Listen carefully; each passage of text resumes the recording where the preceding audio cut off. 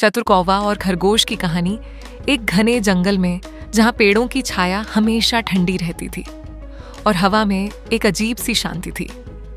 वहीं रहता था एक छोटा सा खरगोश जिसका नाम था चिंकू। चिंकू बहुत ही सीधा और भोला था, लेकिन उसकी सबसे बड़ी कमजोरी थी वो हर किसी पर जल्दी भरोसा कर लेता था।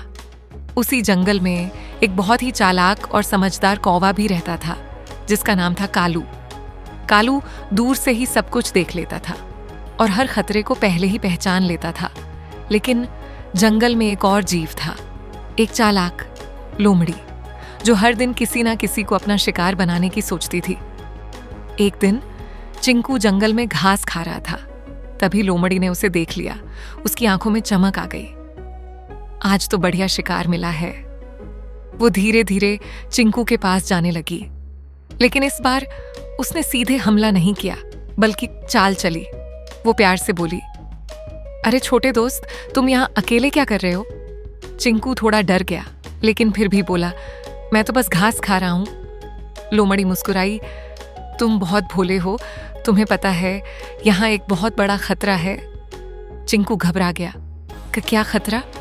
लोमड़ी बोली, यहाँ पास में एक शिकारी घूम रहा है, अगर तुम यहाँ रहे तो वो तुम्हें पकड़ लेगा। चिंकू डर गया, तो मैं क्या करूं? लोमड़ी बोली, मैं तुम्हें एक सुरक्षित जगह ले चलती हूं।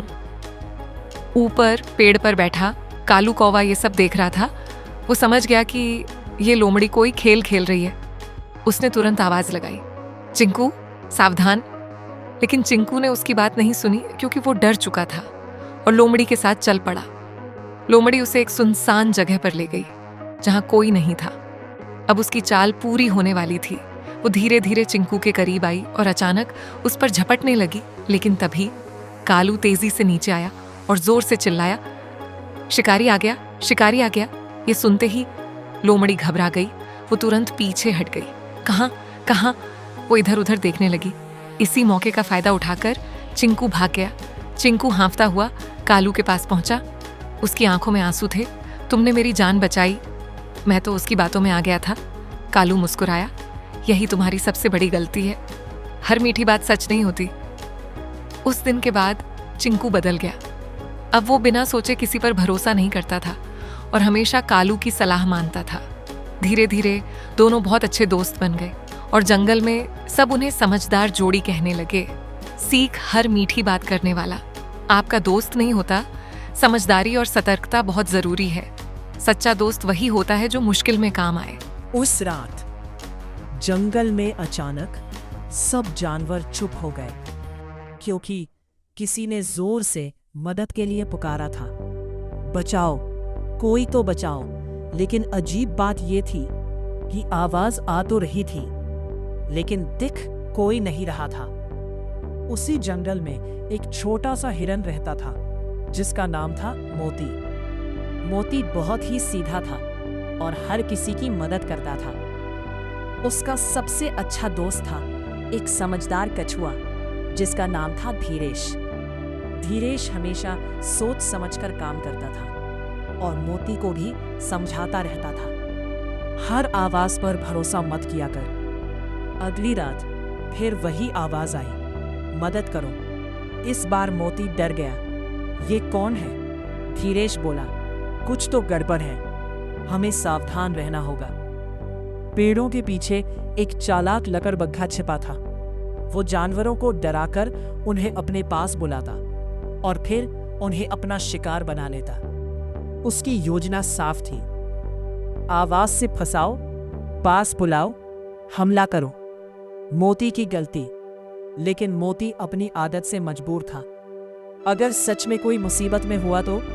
धीरेश ने रोका, मत जा, ये जाल हो सकता है। लेकिन मोती नहीं माना। वो धीरे धीरे जंगल और भी शांत होता गया। अचानक झाड़ियों में हलचल हुई और तभी लकड़बग्घा बाहर आ गया। उसकी आंखों में भूख थी। आ गया शिकार। दूर से धीरेश ये सब देख रहा था। उसने तुरंत एक योजना बनाई। वो जोर से चिल्लाया, शेर आ रहा है, भागो। लकड़बग्घा डर गया। वो तुरंत इधर उधर देखने लगा। उसी मौके का फायदा उठाकर मोती भाग गया। मोती हांफते हुए वापस आया। उसकी आंखों में डर था। तुम सही थे, वो जाल था। धीरेश मुस्कुराया। हर आवाज मदद की नहीं होती, कभी कभी वो धोखा भी हो सकती है। उस दिन के बाद मोती बदल गया। अब वो सोच समझकर फैसले लेने लगा और धीरेश की बात मानने लगा। दोनों की दोस्ती और मजबूत हो गई। हर चमकती चीज सोना नहीं होती और हर मदद की आवाज सच्ची नहीं होती।